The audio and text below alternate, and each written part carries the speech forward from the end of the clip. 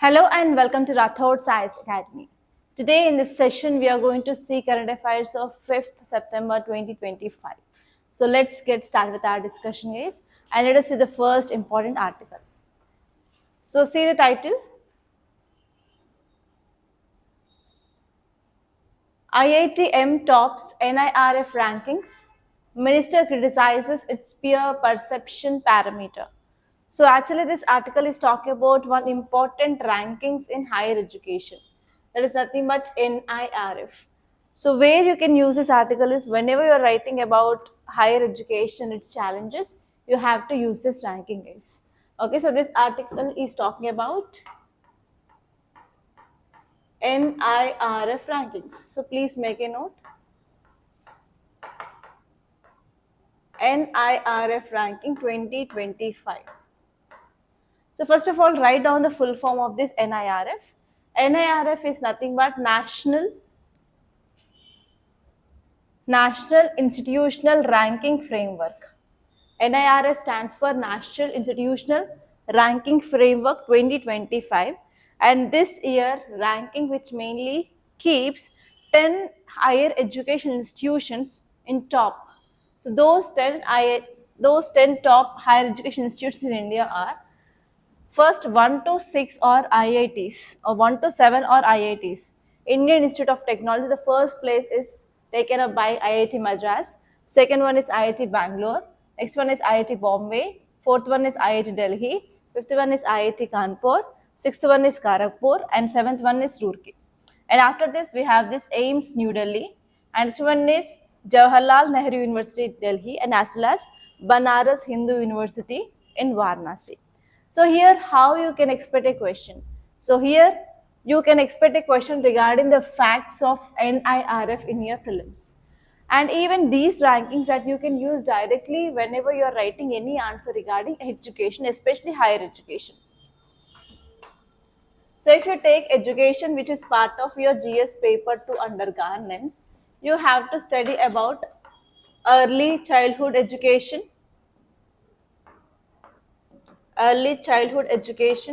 and you have to see about primary, and you have to see about secondary education, and next one is higher education. So in each and every stage in our education in India, we have lots of challenges. So you have to see about what are the challenges we are facing in our country regarding education each and every stage. Early childhood education, primary education, secondary education, and higher education. And this NIRF ranking is mainly talking about higher education. Okay, so here what you have to see exactly is, you have to see what is this higher education means. For example, after intermediate or after plus 2, you will be starting your graduation. So graduation, post-graduation, and after this post-graduation also some people will be doing PhD, all these things. So all this education which is after plus 2 will come under this higher education. So here what is your today's work is, so see about what are the challenges that we are facing in our higher education, and you have to see about what steps are taken up by the government to improve higher education in India. And next you have to see like what are the schemes of government related to higher education, and next you have to see what is a way forward, what measures that you can suggest to government to improve the outcomes from this higher education in India. Okay, every year you will be getting at least one question for sure from this education. It may be early education, it may be primary school education, or it may be secondary, and it may be higher education. So mostly UPSC will be focusing on this higher education because they comes under part of our demographic dividend. If we are not providing proper skills for these students who are opting this higher education, obviously this will become demographic disaster or demographic disaster. That means it is a very grave threat to our economy, our country, everything. So because of this, always government will be focusing on this higher education guys. And even as I said, here one more important topic that we can relate with this higher education is women empowerment. So if you see in this higher education, there is very less enrollment of women into this higher education. So because of this, we are not reaping the benefits from this women. They are not contributing a lot for our economy. So because of this, one more important issue that we can connect with this is women empowerment related thing and gender equality. Okay. So you have to see like how government is taking certain steps for improving of women enrollment in this higher education. Are there any scholarship program which was related to only women? Like that we have to see. Okay. So now let us see this article, what exactly it is saying. So here this article is saying that IIT Madras has topped NIRF 2025 rankings and it is continuing its dominance in Indian higher education. So from last 7 years onwards in India, the top institute in higher education is IIT Madras, and this is standing for its position that is top one important and which is one of the top institution in this NIRF ranking from last 7 years onwards. Okay, so if you see some facts regarding this NIRF, it is nothing but National Institution Ranking Framework, and it is initiative by our Indian government. So this Indian government will be ranking higher educational institutions in our country. So all higher education institutions will be taken up by this government, and they'll do surveys, and based on the surveys, based on the data they collect, based on their analysis, they'll give which is the topmost institute in India. So in India, the first topmost higher education institute is IIT Madras according to this NIRF rankings. And when we launched in year 2015 by Ministry of Education. Very, very important. Which ministry is releasing this ranking? There is Ministry of Education. And actually, it is giving ranking based on certain parameters. What are those parameters? Please make a note. We have 5 important parameters. First one is teaching, learning, and resources they are using. Next one is whether they are focusing on research and professional practices or not. And next one is graduation outcomes. Like after completion of graduation, so how many students are getting campus selection, and how many students are entering into this entrepreneurship, and how many students are starting up their startups. So they will be also seeing this graduation outcomes. And next one is outreach and inclusivity. So how many women they are giving admissions for, okay, and whether they are focusing on women related things or not, and whether the fees which is accessible, affordable or not. All these things they will take into consideration, and even the perception. So like how they are teaching the things. And this one here is every year this Ministry of Education will release this NIRF rankings, and there are different categories under this. So we have categories like overall ranking, university ranking, engineering ranking, college ranking, management ranking, pharmacy ranking, law ranking, agriculture and allied sector ranking, architecture ranking, medical ranking, dental and research institutions. So in this higher education, we have different categories, like we have law related colleges, we have art and architecture related colleges, and we have normal degree colleges, we have BTech colleges, we have pharmacy college, we have medical college, nursing college, right? So based on their category also, they will be giving the ranking. And now this IITs comes under this overall ranking of higher educations in India. Okay, so actually in this rankings we have category A and as well as category B institutes. In this category A institutes, those are the universities which are of national importance. In this category B, they are nothing but affiliated with any university. The important aim of this ranking, why Ministry of Education is giving this ranking, is to improve awareness to the people like which is the topmost institute in our country. And not only that, it will also helpful for the students to make informed decision about their education. And even it will encourage a student's choice as well in which institute they have to join. And next one is each institute and university will be evaluated and assessed every year, and Ministry of Education will be giving this NIRF rank, and it will be updated every year. Every year the ranking will be changing. From last 7 years, here IIT Madras is the topmost higher education institute in India. Okay, so you have to know about these things. And now let us see the next article, guys. See the title. Supreme Court expresses concern over avalanche of illegally felled trees washed up by floods. So what is this article talking about? This article is talking about illegally felling of trees. That is nothing but illegal cutting of trees is happening. And once the trees had been cut, the logs or the stem part will dried up and they'll become light. So what happens now? They will start floating on water if there is any flood. So as you all know that in this north region, that is North Indian part, we have mini cloudburst, and that is leading to flash floods, right? And this north region is very much famous for which kind of forest? Montane forest, because we have Himalayas there, and the forest in this Himalayas are called as mountain forest. And actually what is happening here is in northern India part, so there is illegal felling of trees, illegal cutting of trees, that is also called as deforestation is happening. So because of this flash floods, now those logs are washed away in this flooded water. So have you seen this Pushpa movie? So in that Pushpa movie, how this sandalwood will be going in that river? In the same way, now in this flooded water, we can see this logs are coming. And there is certain reels, certain videos, they are becoming viral regarding this cutting down of these logs, and those logs are coming or washed away in this flood water. So because of the Supreme Court is expressing some concerns why this illegal felling of trees are happening here. So why there is a very high rate of deforestation in this northern parts of our country.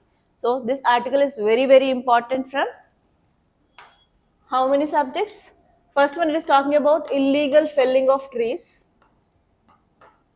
So this is also called as deforestation. So deforestation is very important from your environment and ecology, right? And next one is how we know that illegal felling is happening, because those logs are washed away in this flash floods.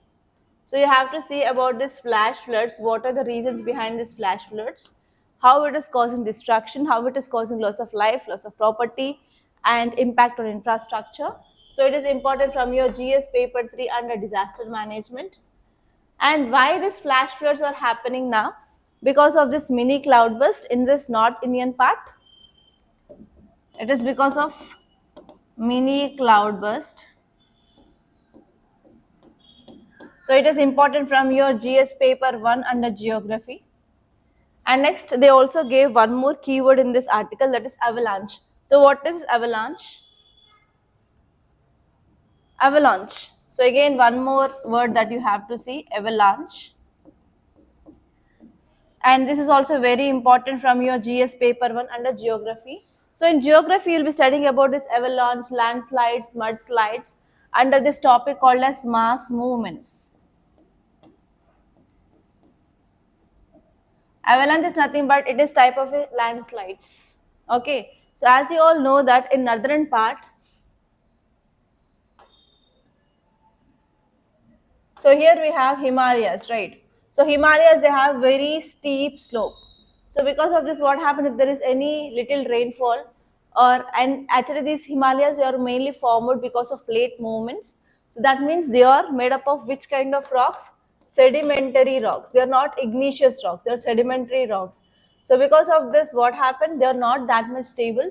That will cause mass movements. The coming down of the soil or rock or debris or ice, they will come down. So because of this, it will cause disaster. That is nothing but avalanche. Avalanche is nothing but normally we can see in some movies, like if the people are moving on this road, if there is any glacier there, suddenly the ice will fall. So that is called as avalanche. So this avalanche will mainly happens because of this floods, because of this cloudburst. Okay. So here you have to see lots of concepts. So first one is deforestation. And if you take this deforestation, now here you have to see what are the reasons for this deforestations. So why people will go for illegal cutting of trees? For their profit, yes. And next is to improve or to enhance this agriculture area, and for illegal trading of timber or like wood also. And next one is we will extract that kind of trees, especially for making of perfumes if they are having significant things. And next one is we can use them for making of furniture, whatever it may be. And why this flash floods happen now? Because of this mini clouds. So you have to see about recent statement of IMD chief, what did he made regarding this mini cloudburst. And you have to see, like when we call that rainfall is as this mini cloudburst, that is whenever we are having at least 5 centimeters of rainfall within 1 hour, that too within 10 square kilometers area, that is called as mini cloudburst.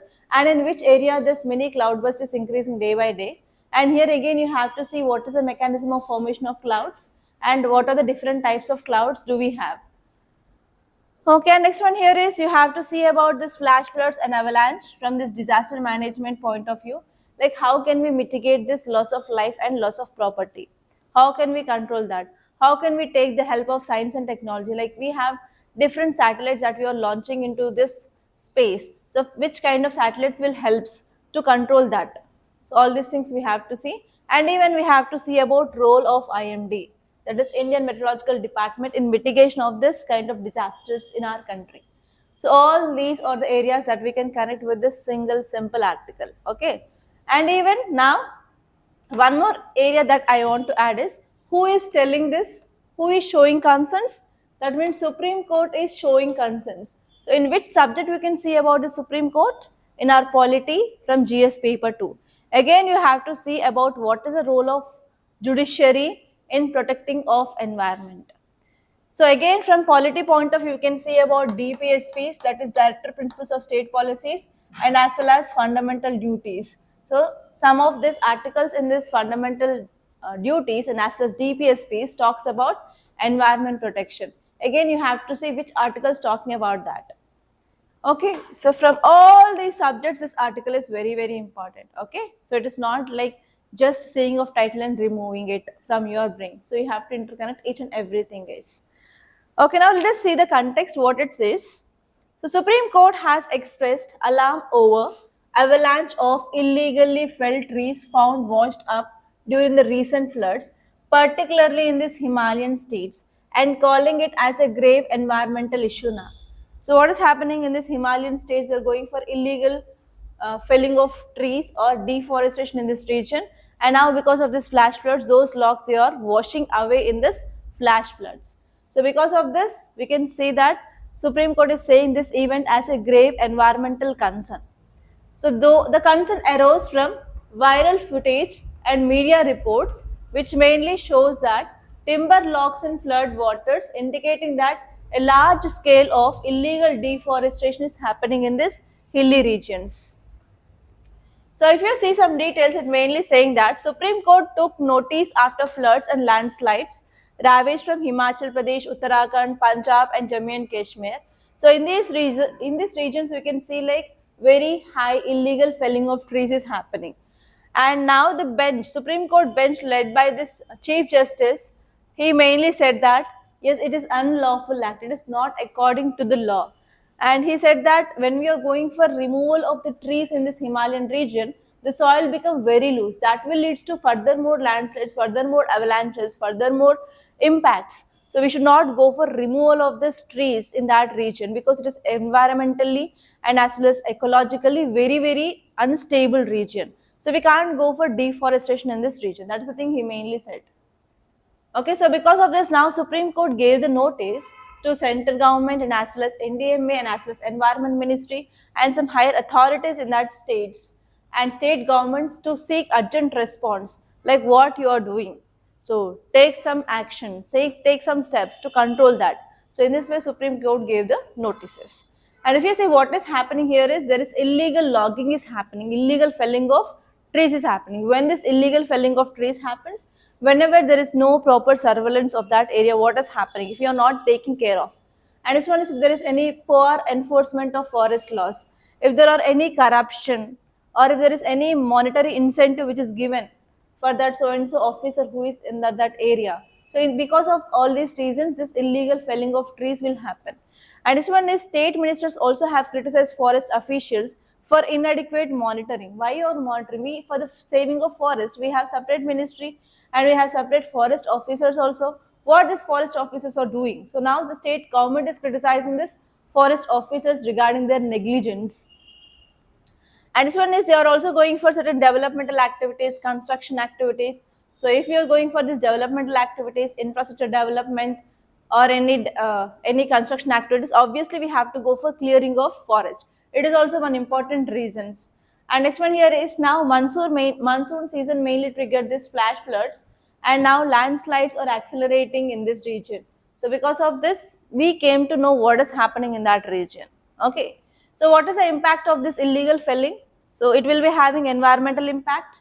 So if we are cutting down the trees, whatever the forest cover will be obviously decreased. So because of this, can we absorb more carbon dioxide emissions? No. That will lead to increasing of greenhouse gas effect, right? And this one here is if you are removing this trees from this forest, obviously the water retention capacity in that region will be decreased. Furthermore, it will escalate the problem of flash floods. And next one here is there is also ecological crisis. We are interfering in this nature.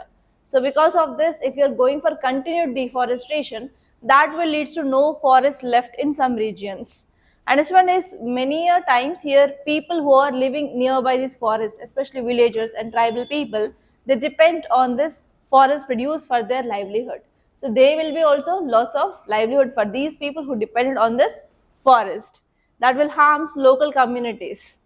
And this one here is Supreme Court also said that we need to have a stricter enforcement of laws, and we have to come up with certain action plans, and we have to focus on independent investigations on this alleged illegal logging of these trees. Okay, and this article is saying that we need to focus on the proper balance in our development and as well as environment also. So all these things that are given in this article, and it's very, very important. So now let us see the next article. See the title, guys. India's birth rate down. First dip in TFR in 2 years. What is this article talking about? This article is talking about TFR. What is this TFR? Yes, it is talking about total fertility rate. And very, very important topic. In 2024, there was a direct question in your prelims. That is, recently TFR is seen in news. What is TFR? TFR, what is it? Total fertility rate is nothing but a woman in her reproductive age, how many children she will be giving birth. That is called as TFR.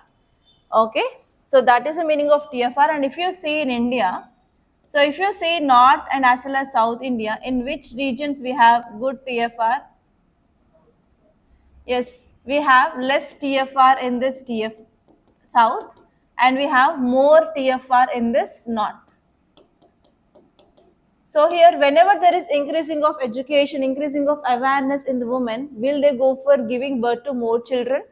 Normally in our South, especially in the Telugu states like Telangana and AP, and if you go to Kerala, where the literacy rate is high, what happens? Women will start working. Women will go outside and they will contribute to the economic activities. Whenever there is women empowerment, then what happens? They will have the decision-making power regarding their reproductive rights. So because of this, they will decide whether they are ready to give birth or not, whether they can allot certain time for their children or not, everything. So because of this, normally TFR is less in southern states compared to that of northern states. And actually, the total TFR replacement rate in 2.1 in India. That means, on average, if you combine the southern states and northern states, so a couple, they are going for giving birth to not more than 2 children in India. But this article is saying that it is less compared to that of this 2.1 also in India from last 2 years. So now you have to see about why this TFR is decreasing in India. So if TFR is decreasing in India, what is the impact? What is the future impact on our country? So if TFR is decreasing, then what happens? The younger generation will be obviously reduced, right? The number of children of the next generation will be obviously reduced. So whenever the next generation children are reducing, is there any impact on our economy? In future, the people who will be entering into this workforce obviously will reduce. So because of this, can we achieve our targets of 2047, 2030, whatever it may be? No, right? At that time, what we have to do? So we have to bring workforce from other countries and we have to make them to work in India. Yes or no? The situation of Japan is the same thing. There is increased old age population in this Japan, and there is a very less workforce in Japan. So because of this, Japan is asking India to send Indian youth to their country to work in their country. So because of this, then what happened? We can say that our remittances will come back. That will be there. But in future, if TFR is furthermore declining in India, we will be also enter into that same situation as Japan is doing now.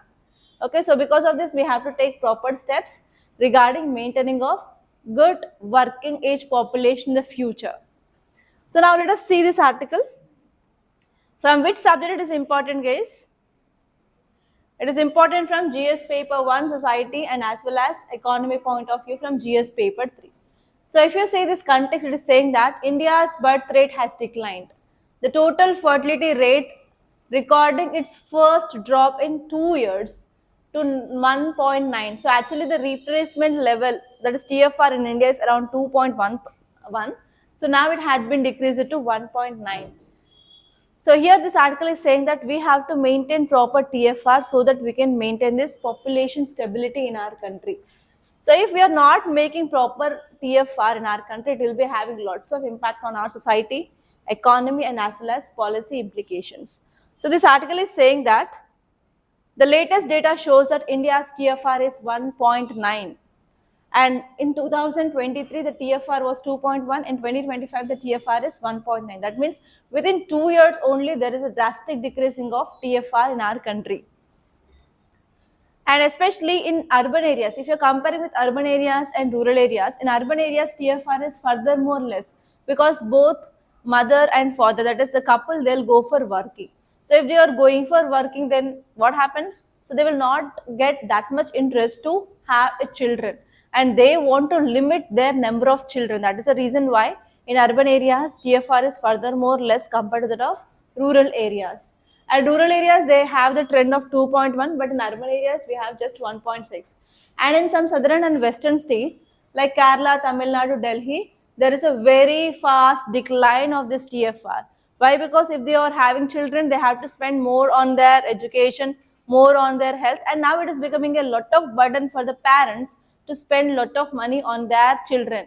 So because of this, here parents are not opting for more number of children. That is the reason. And next one here is, in our country we have good TFR in 2 states, that is Bihar and UP. So why this Bihar and UP is having good number of TFR? Because the literacy rate is very low and poverty is very high. So in that poverty, whenever there is increased poverty, the family will decide to have more number of children because there will be more helping hands. And next one here is, there is a very huge son meta preference in this Bihar and UP region. So because of this, till a woman give birth to a baby boy, so they'll go for giving of birth to childs only. So because of that reason also, there is very high TFR in this Bihar and as well as UP.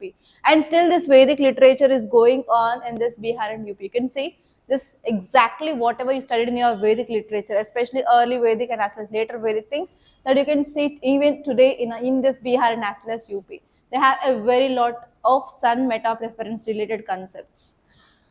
Okay, and next one here is, India remains the world's most populous country with around 1.46 billion people. It is one estimate, but when this census will done in our country, we'll get clear-cut data and the number of Indian population. So as of now, remember that we have more than 1.46 billion people in our country. And actually what happens if this TFR decreasing trend will go on, then what happens? The peak population will go down by 2060 to 2070. So this is one estimate. And why this birth rate is declining in India? First one is socio-economic factors. So there is rising of education levels. That is nothing but increasing of literacy rate, and even economic security also increasing nowadays. Women have to be like, they always think that they should be financially independent. They should not depend on their family members or in-laws or husband regarding the money, and they are trying to do something. So because of this, they are not allotting more amount of time in this household, and as well as they will be not involving more time or giving more time in this child rearing everything. So because of this, they want to limit the number of children. And next one here is, there is increased female workforce participation rate. So because of this, now new family norms are coming up, and even women, they are going for delayed marriages. Earlier, after once they get 20 years, they used to get married. But even after getting 29 or 30 also, they are not getting married. So because of this, what happened? Whenever they are going for late marriages, even the egg quality, sperm quality, again the changes will happen. That will also lead to infertility.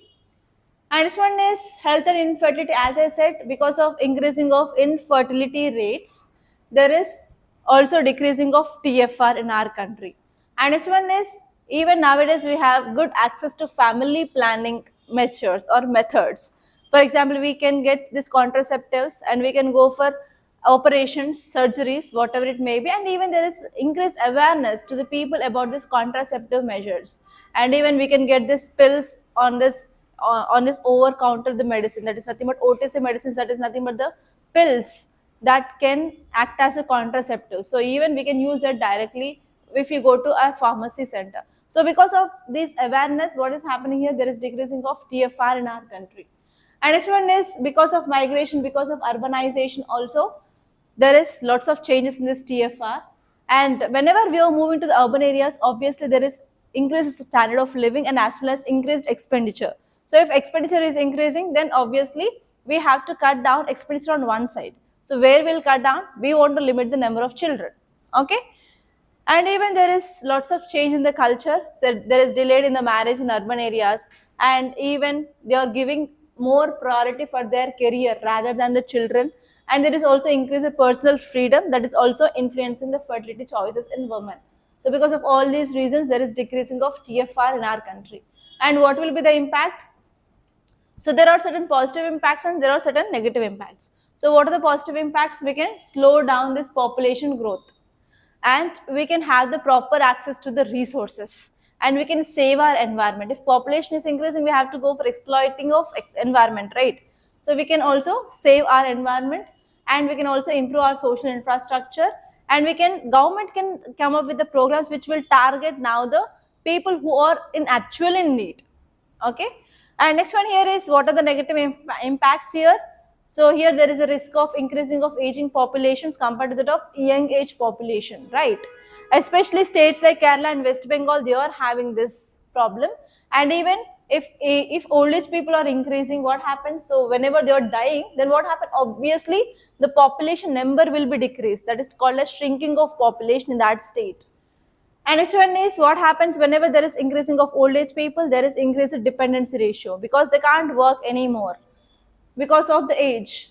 And even what happened, there is increased burden on the government to provide pension, to provide healthcare services, insurance, whatever it may be. And next one here is, if you compare with the north and south, in the southern states we have less TFR, in northern states we have more TFR. So here because of this we can have certain disparity, or like we have a lot of gap. So there is divide between north and as well as southern states because of this regional disparity. And next one here is, in future the working force population will be obviously decreased. That is called as decreasing of demographic dividend of our country. And next one is, government need to take some measures regarding how we can get labor in future whenever we are having more number of old age population compared to that of young age population. And even government has to focus on how they have to give healthcare insurance, or how they have to provide schemes, policies for this old age populations, and even retirement planning, everything. So government needs to take care of all those things, guys. Okay, now in this today's newspaper, there are most of the articles related to this GST only. Why this GST is in news? So recently government came up with this removal of slabs, and we came up with just 2 slabs. What are they? 5% and as well as 18%. And along with that, for sin and luxury goods, we have 40% of GST, right? So because of this, there are lots of impacts that are going to happen in our economy. So because of all these things, now most of our paper is occupied by these articles related to GST. So now let us see this article. So see the title here, cuts in time. GST rate cuts will boost consumption at a time when exports face challenges. So actually, why this change or why this reform came up by this government now? The important reason here is because of this 50% of tariffs of US on India, right? So because of this, it is going to impact our exports. So here on another way, what can you do is, we can increase our production in our country by increasing demand in our country. So to increase the demand, so government wants to decrease the price of the goods. So how government can decrease the price of goods? Government can decrease taxes on these goods. So because of this, government came up with decreasing of GST. Why GST? Because it is indirect tax. So if you take this direct taxes, only rich and the people who are earning more income, they will only pay. So all will not paying that, right? So if the government decreases its direct taxes, it will be having impact only on certain category of people. But if government is decreasing this indirect tax, so each and every person of our country, they have to pay this. So it will be having huge impact. So government came up with this decreasing of these slabs to have a lot of impact on our economy, especially it will be relieving on this low and middle income groups of our country, and especially we are going to decrease the prices of essential goods and basic goods so that everyone will be getting relieved by decreased prices in the market. Okay, so that is the thing. So now this article is saying that GST rate cuts will boost consumption at a time when export face challenges. So what this article is saying about, so because of this decreasing of this GST rate cut, so it will improve our consumption. So consumption of which goods? Daily used products and as well as healthcare related products, and as well as on this education also we don't have any GST now, especially on pencils, especially on the items that we'll use for education. Okay, and next one here is even automobiles or vehicles also there is decrease slab from 28% to 18%. So because of this nowadays we can also get motor vehicles at a cheap cost, but if you want to get this high end luxury goods like Benz or Range Rover or like very hi-fi vehicles, on that the government is imposing 40% of tax. So if government is imposing more percentage of tax on these luxury goods, it will discourage the usage, right? But who will buy that? Will all these middle class people or will all these low class people will buy that? No, that means only 1 to 2% of high end income people will buy that. So government is indirectly discouraging this people, not this 90 to 99% of people, right? So that is the one thing that you have to remember. And even on the sin goods also government is imposing 40% of tax because government wants to discourage the use of this tobacco and alcohol related products. And let us see one more article. It is also related to this GST only. GST 2.0 is a landmark in India's tax journey. So when we came up with this GST in India, in which year? In 2017, right? So from this 2017 till 2025, lots of changes we made in this GST. So when we came up with this GST in 2017, we have 0% slab, 5%, 12%, 18%, 28%. And now in this 2025, we are going to have only two, that is 5% and 18%. And only for some goods, we have 40% of slab, right? So now this article is saying that because of this decreasing of GST, we have lots of advantages. First one is we can decrease the cost of this goods in the market, service in the market. And next one is we can boost domestic production and as well as domestic consumption.